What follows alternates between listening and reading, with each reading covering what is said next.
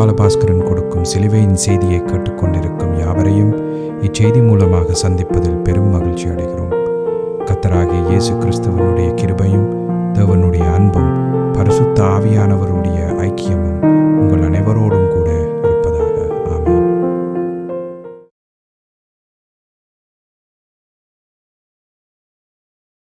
நான் போல் பாலபாஸ்கரன். நான் ஒரு இவாஞ்சலிஸ்ட். சிலுவையின் செய்தி என்ற இந்த நிகழ்ச்சியில் என் சகோதரர்கள், என் சகோதரிகள், என் நண்பர்கள் எல்லோரையும் மறுபடியும் சந்திப்பதில் நான் பெரும் மகிழ்ச்சி அடைகிறேன். இந்த அருமையான நேரத்தை கர்த்தராகிய இயேசு கிறிஸ்து எங்களுக்கு ஒதுக்கி தந்திருக்கிறார். இந்த நேரத்தில் கர்த்தருடைய வேத வார்த்தைகளை உங்களோடு பகிர்ந்து கொள்வது எனக்கு மிகுந்த சந்தோஷத்தை அளிக்கிறது என்பதை நீங்கள் அறிந்து கொள்ள வேண்டும். கர்த்தருடைய வேத வார்த்தை என்று சொல்லப்படும் பொழுது அது ஜீவ வார்த்தை என்பதை நாம் அறிந்து கொள்ள வேண்டும். அது உயிருள்ள வார்த்தை என்பதை நாம் அறிந்து கொள்ள வேண்டும். அந்த வார்த்தையினாலே தான் மனுஷன் பிழைப்பான் என்று சொல்லி நம்முடைய ஆண்டவராகிய இயேசு கிறிஸ்து இந்த பூமியில் இருக்கும் பொழுது மத்தேயு 4:4 தெளிவாக சொல்லியிருந்தார். சாத்தானுக்கு சொல்லியிருந்தார், மனுஷன் அப்பத்தினால் மாத்திரமல்ல தேவனுடைய வாயிலிருந்து புறப்படுகிற ஒவ்வொரு வார்த்தையினாலும் பிழைப்பான்.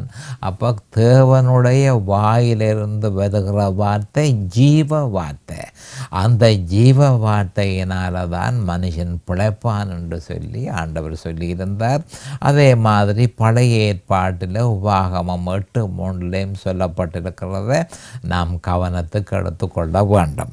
நாம் இப்பொழுது வேத வார்த்தைக்கு போவோம். ரோமர் 8:4 மாம்சத்தின்படி நடவாமல் ஆவியின்படி நடக்கிற நம்மிடத்தில் நியாய பிரமாணத்தின் நீதி நிறைவேறும்படிக்கே அப்படி செய்தார். மறுபடியும் வாசிக்கிறேன். ரோமர் 8:4 மாம்சத்தின்படி நடவாமல் ஆவியின்படி நடக்கிற நம்மிடத்தில் நியாய பிரமாணத்தின் நீதி நிறைவேறும்படிக்கே அப்படி செய்தார். அப்போ நான் ஏற்கனவே உங்களுக்கு சொல்லியிருக்கிறேன், 3 விஷயத்தை நாம் கவனத்துக்கு எடுத்துக்கொள்ள வேணும். மாம்சத்தின்படி நடத்தல் என்றால் என்ன, ஆவியின்படி நடத்தல் என்றால் என்ன, நியாய பிரமாணத்தின் நீதி நிறைவேறுதல் என்றால் என்ன. இந்த 3 விஷயத்தை பற்றித்தான் இந்த வேத வார்த்தையில் சொல்லப்பட்டிருக்கிறது. இதை பற்றி நாங்கள் விவரமாக பார்ப்போம். இதற்கு நான் கொடுத்திருக்கிற தலையங்கம் ஆவியின்படி நடக்கிறவர்களிடம் நியாய பிரமாணத்தின் நீதி நிறைவேறும். நாம் இப்பொழுது ஜெபத்திற்கு கடந்து செல்லுவோம். அருமையானங்கள் பிதாவே உமக்கு ஸ்தோத்திரம். பரலோகத்தின் தேவனே உமக்கு ஸ்தோத்திரம். உம்முடைய குமாரன் இயேசு கிறிஸ்துவை பலியாக சிலுவையில் ஒப்பு கொடுத்து அவருடைய வெளியேறப்பெற்ற இரத்தத்தினால் தேவரே நீங்கள் எல்லோரையும் மீட்டு கொண்டீர். அதற்காக என்றைக்கும் நன்றி பிதாவே. என் சகோதர சகோதரிகள் நண்பர்கள் எல்லோரும் இதை கேட்டுக்கொண்டிருப்பவர் அவர்களை ஆசீர்வதியும் ஆண்டவரே. அவர்களை ஆசீர்வதித்து அபிஷேகித்து உம்முடைய வேத வார்த்தைகளை அறிந்து கொள்ளக்கூடிய பாக்கியத்தை அவர்களுக்கு கொடுத்தருள வேணும் என்றும், அதே நேரம் அடியேனையும் அபிஷேகித்து அவர்களுக்கு நிதானமாக போதிக்கத்தக்கதாக உம்முடைய பரிசுத்த ஆவியானவர் அவரே போதனையை செய்ய வேணும் என்று இயேசு கிறிஸ்துவின் நாமத்தினால் கேட்டுக்கொள்கிறேன் பிதாவே. ஆமேன் and amen and amen. Hallelujah, hallelujah, hallelujah. Thank you Jesus. Praise the Lord, praise the Lord, praise the Lord. அப்போ கடைசி செய்தியில் இறுதியாக நான் உங்களுக்கு சொல்லியிருந்தேன், அதாவது ஆவிக்கேற்ற முறையில் நடக்கிறதுக்கு நம்முடைய ஒருமித்த நோக்கு எந்த காலத்திலும் இயேசு கிறிஸ்துவில் இருக்க வேண்டும் என்றும், நம்முடைய விசுவாசத்தின் குறிக்கோள் அவர் சிலுவையில் நிறைவேற்றியதில் இருக்க வேண்டும் என்று நான் உங்களுக்கு சொல்லியிருந்தேன். அப்போ நம்முடைய ஒருமித்த நோக்கு இயேசு கிறிஸ்துவிலும், அவர் சிலுவை நம்முடைய விசுவாசத்தின் குறிக்கோள் அவர் சிலுவை நிறைவேற்றியதிலும் இருக்கும் பொழுது கவனமாக கேட்டுக்கொள்ளுங்கள். வல்லமையை நாங்கள் பெற்றுக்கொள்கிறோம். அந்த வல்லமை என்ன? பரிசுத்த ஆவி. பரிசுத்த ஆவியே அந்த வல்லமை என்று சொல்லப்பட்டிருக்கிறது. அப்படி வல்லமை பரிசுத்த ஆவியானவரால் எங்களுக்கு தரப்படும் பொழுது அதனுடைய பிரதிபலன் என்ன? தொடர்ச்சியான ஜெயம் கொண்ட கிறிஸ்தவ வாழ்க்கை, ஆவிக்குரிய வளர்ச்சி, ஆவிக்குரிய முதிர்ச்சி, அந்த பாவம் மேற்கொள்ளாத வாழ்க்கை. அதுதான் அதனுடைய பிரதிபலன்.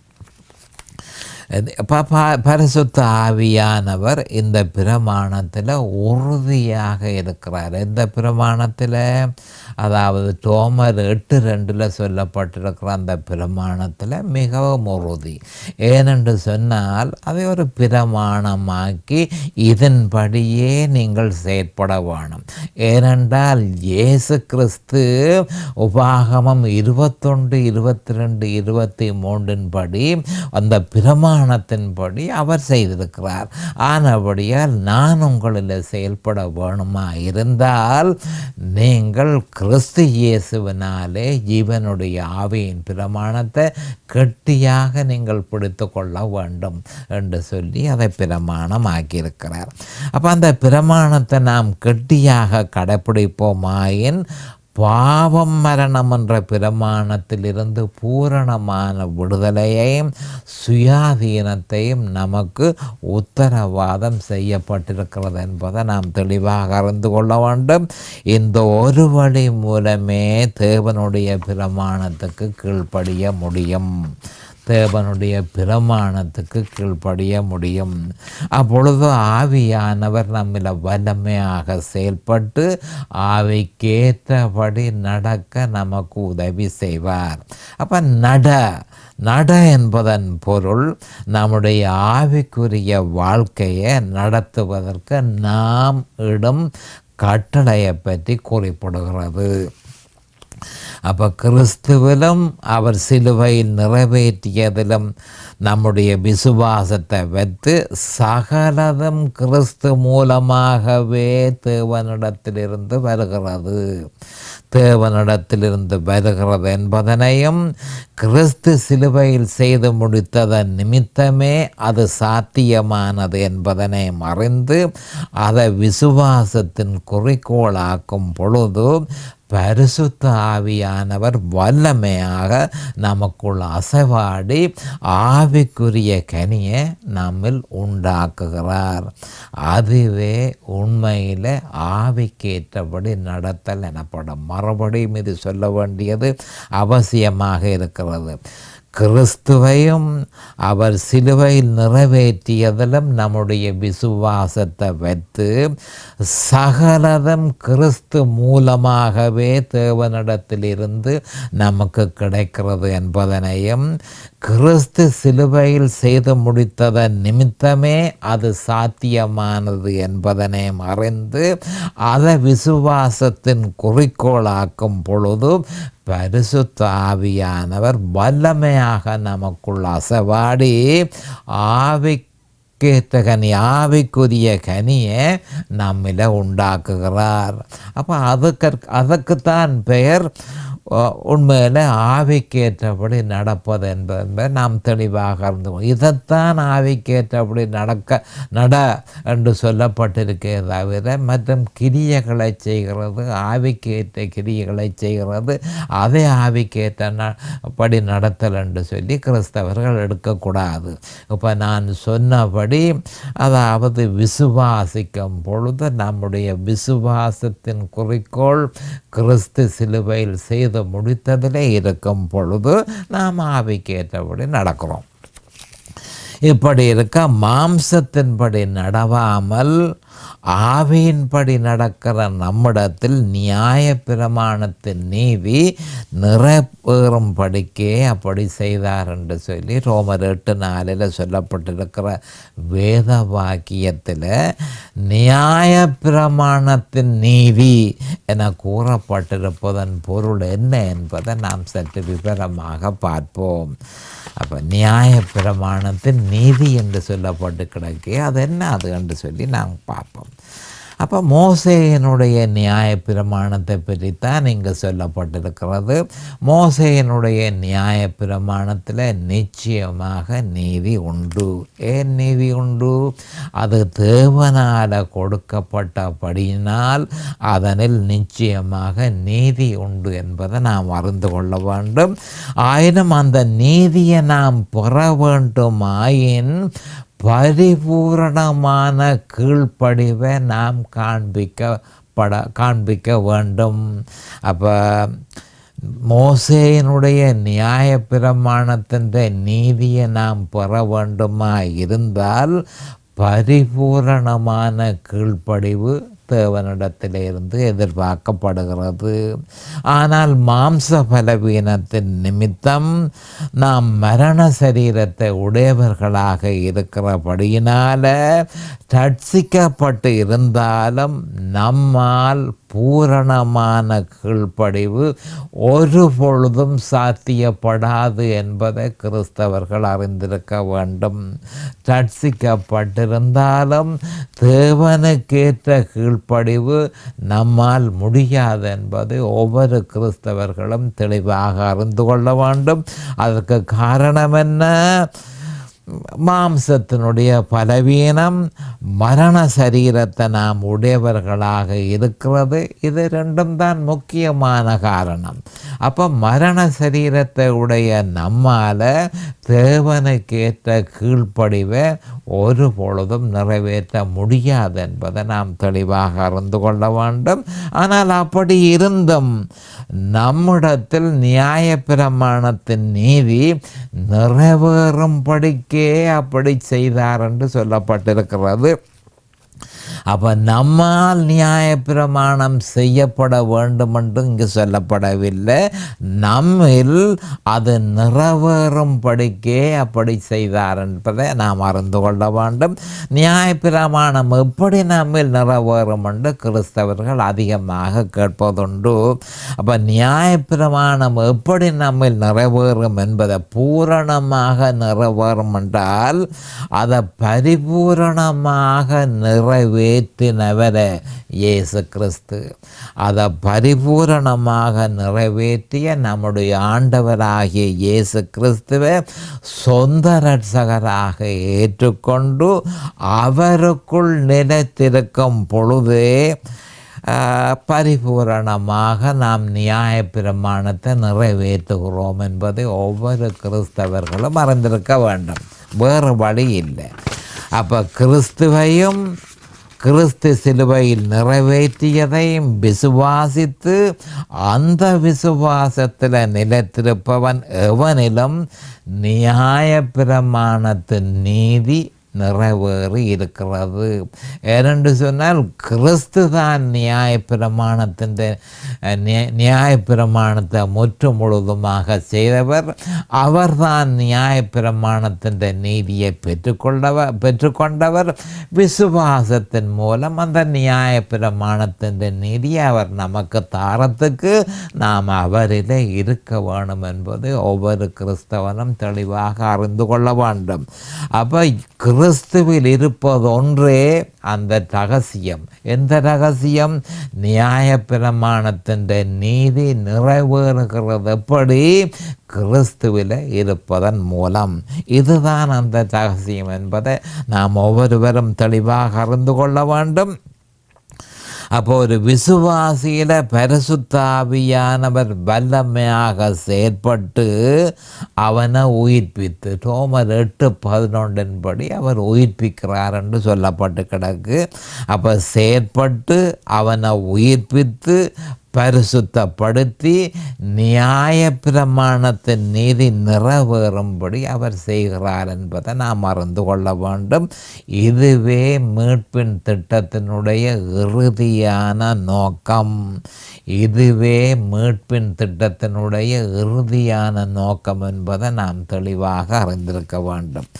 அப்போ இப்படி இருக்க நியாயப்பிரமாணத்தின் முக்கியத்துவத்தை பற்றி சற்று விவரமாக ஆராய்வது இந்த நேரத்தில் எனக்கு பொருத்தமாக இருக்கிறது. ரோமர் 8:4 நியாயப்பிரமாணத்தின் முக்கியத்துவத்தை நாம் இலகுவாக உணரக்கூடியதாக இருக்கிறது.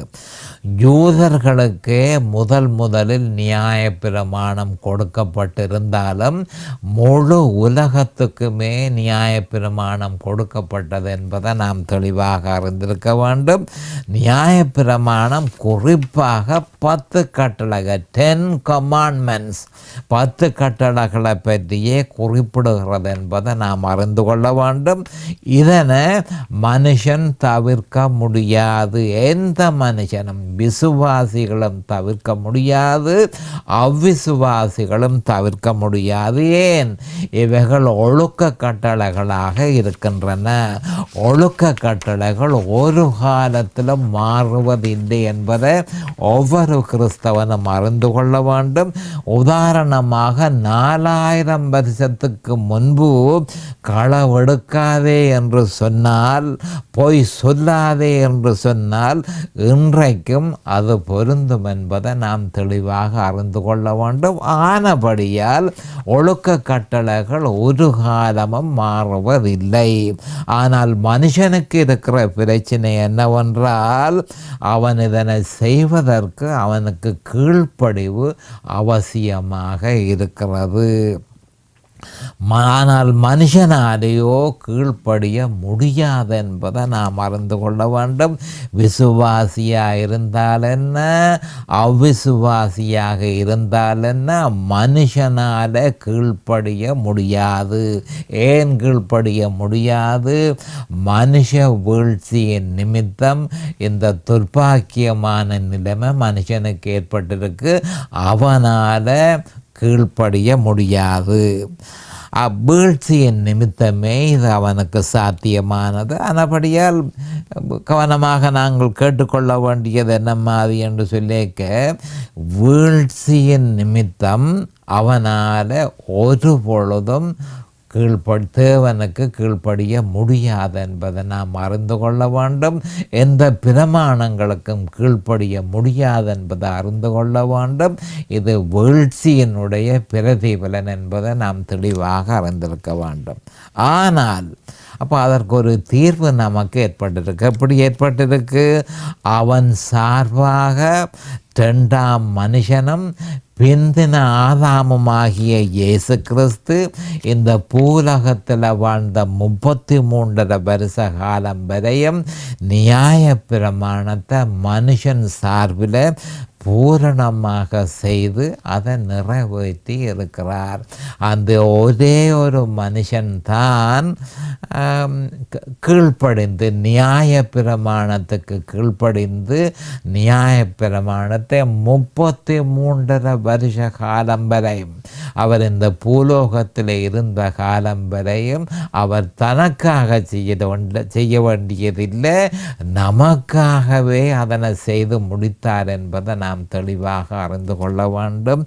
நமக்காக மனுஷனாக இறங்கி வந்தார், நமக்காக பிரமாணங்களுக்கு கீழ்ப்படிந்து நமக்கு அந்த நீதி கிடைக்க வேணும் என்பதற்காக அவர் மனுஷனாக வந்து அந்த கீழ்ப்படிவை காண்பித்து நியாயப்பிரமாணத்தை செய்து முடித்தார் என்பதை நாம் அறிந்து கொள்ள வேண்டும்.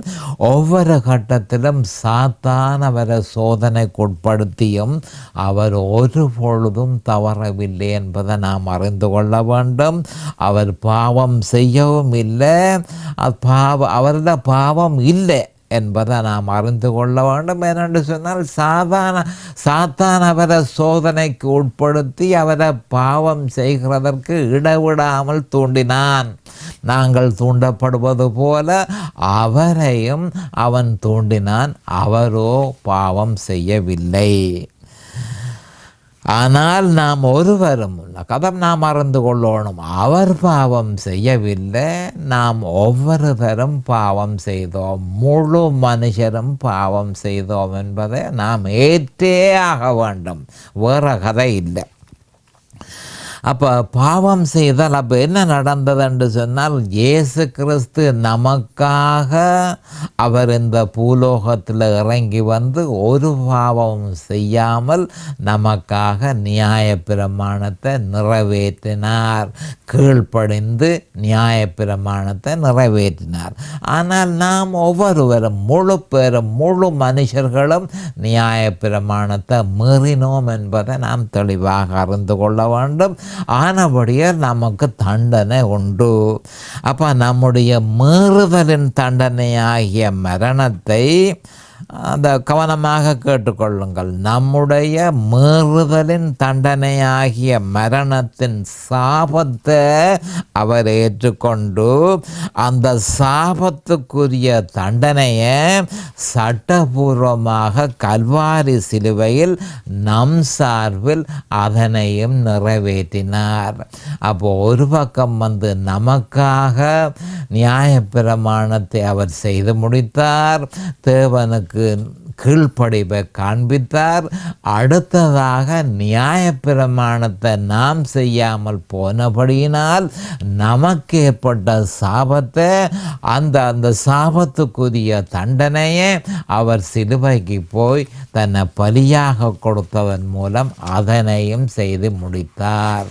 அப்போ உபாகமம் 21:22 சொல்லப்பட்டிருக்கிறது போல அதனையும் அவர் செய்து முடித்தார் என்பதை நாம் அறிந்து கொள்ள வேண்டும்.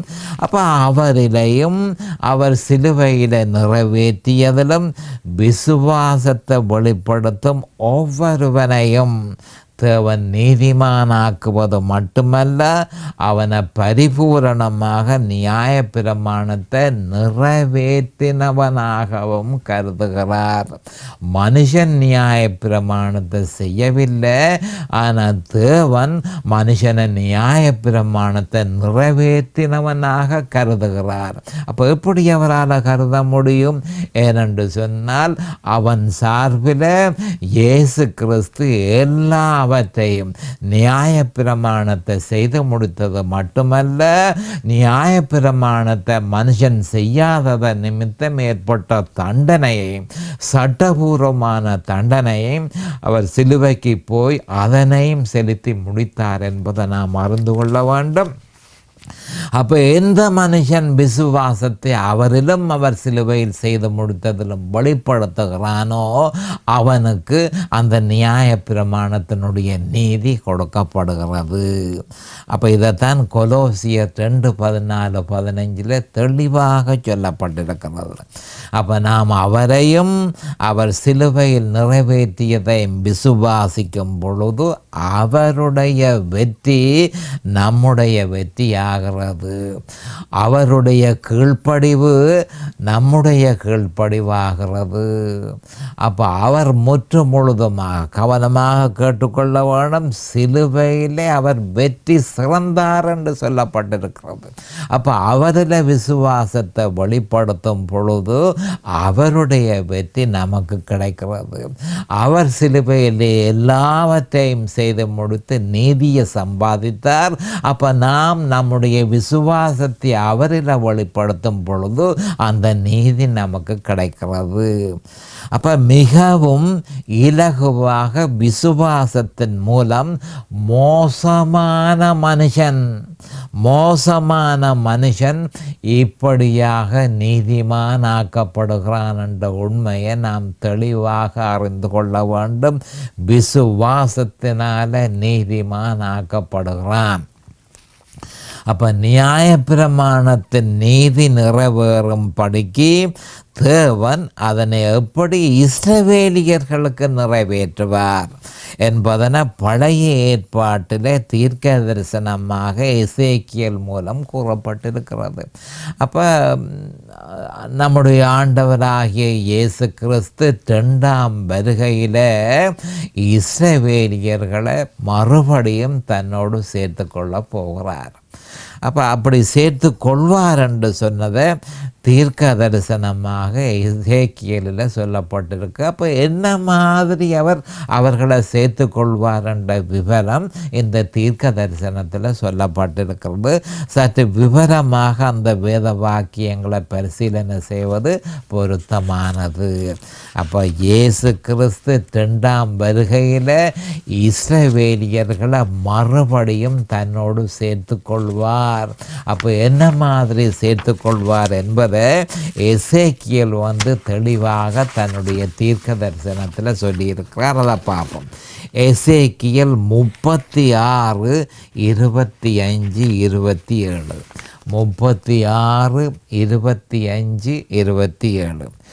அப்பொழுது நான் உங்கள் மேல் சுத்தமான ஜலம் தெளிப்பேன். நான் உங்களுடைய எல்லா அசுத்தங்களையும் உங்களுடைய எல்லா நரகலான விக்கிரகங்களையும் நீக்கி உங்களை சுத்தமாக்குவேன். நீங்கள் சுத்தமாவீர்கள். உங்களுக்கு நவமான இருதயத்தை கொடுத்து உங்கள் உள்ளத்திலே புதிதான ஆவியை கட்டளையிட்டு கல்லான இருதயத்தை உங்கள் மாம்சத்தில் இருந்து எடுத்து போட்டு சதையான இருதயத்தை உங்களுக்கு கொடுப்பேன். உங்கள் உள்ளத்திலே என் ஆவியை வைத்து உங்களை என் கட்டளைகளில் நடக்கவும் என் நியாயங்களை கைக்கொள்ளவும் அவைகளின்படி செய்யவும் பண்ணுவேன் என சொல்லப்பட்டிருக்கிறது. அப்போ இஸ்ரவேலியர்களை நான் எப்படி அவர்களோ இயேசு கிறிஸ்துவை ஏற்றுக்கொள்ளாமல் மேசியாவை அவர்கள் கொலை செய்து அவரை ஏற்றுக்கொள்ளாமல் அவர்கள் ஏற்றுக்கொள்ளவில்லை. ஆனால் ஏற்றுக்கொள்ளாமல் இருந்தும் அவர்கள் எல்லோரையும் மறுபடியும் நான் மீட்டு கொள்ளுவேன் என்று சொல்லி எசேக்கியேல் அவர் சொல்லி அவர்களை என்ன மாதிரி நான் மீட்டு கொள்ளுவேன் என்றதையும் தெளிவாக எசேக்கியேல் 36ஆம் அதிகாரம் 25ஆம் வசனத்திலிருந்து 27ஆம் வசனம் வரையும் சொல்லப்பட்டிருக்கிறது. இந்த மாதிரி தான் நான் இவர்களை மறுபடியும் என்னோட சேர்த்து கொள்ளுவேன் என்று சொல்லியிருக்கிறார். அப்போ என்ன சொல்கிறார் என்று சொன்னால் உங்களுடைய எல்லா நரகலான விக்கிரகங்களை நீக்கி என்று சொன்னால் அவர்கள் விக்கிரகத்தை வணங்கினார்கள். இப்போ விக்கிரகம் அல்ல உங்களுடைய தேவன் நான் தான். அப்போ அவர்கள் அவர்கிட்ட திரும்புவதற்கு அந்த நரகலான விக்கிரகங்கள் அவ்வளத்தையும் அவர்கள் விடவானும். அப்போ அவர்களை விட்டு விலக்கி நான் அவர்களை சுத்தமாக்குவேன். அவர்களுக்கு புதிதான ஒரு இருதயத்தை நான் கொடுப்பேன். புதிதான இருதயம் மட்டுமல்ல புதிதான ஆவியையும் நான் கொடுப்பேன். அவர்களுடைய இருதயத்தில் பிரமாணங்களை வைப்பேன். அந்த பிரமாணங்களின்படி அவர் நடப்பார்கள் என்று சொல்லப்பட்டிருக்கிறது.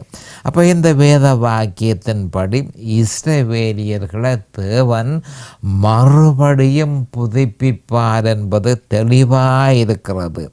அந்த புதுப்பித்தல் மறுபிறப்பின் மூலம்தான் சாத்தியமாகும் என்பது தெளிவுபடுத்தப்படுகிறது.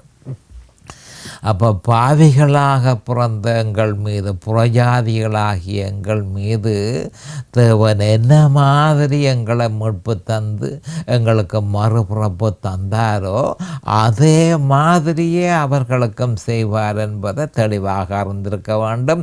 புறஜாதிகளாகிய நாம் விக்கிரகங்களை கும்பிட்டு விக்கிரகங்களை நம்முடைய தேவர்களாக்கி கொண்டிருந்தோம். ஆனால் இயேசு கிறிஸ்துவை ஏற்ற பிறகு என்ன நடந்தது? அதை அவர்களுக்கும் நான் கொடுப்பேன் என்றதை தெளிவாக சொல்லியிருக்கிறார்.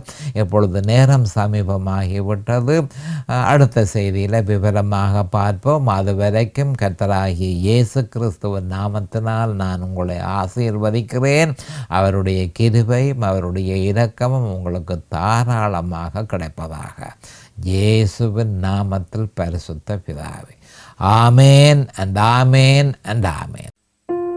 இந்த சிலுவையின் செய்தியை கேட்பவர்கள் அதன் ஆவிக்குரிய பலனை பூரணமாக அடைய வேண்டும் என்பதே நம்முடைய பிரார்த்தனையாகும். தொலைபேசி மூலம் தொடர்பு கொள்ள விரும்புவோர் 647-465 1224 மூலமும், இமெயில் மூலம் தொடர்பு கொள்ள விரும்புவோர் paulbalabhaskaran@gmail.com மூலமும் தொடர்பு கொள்ளலாம்.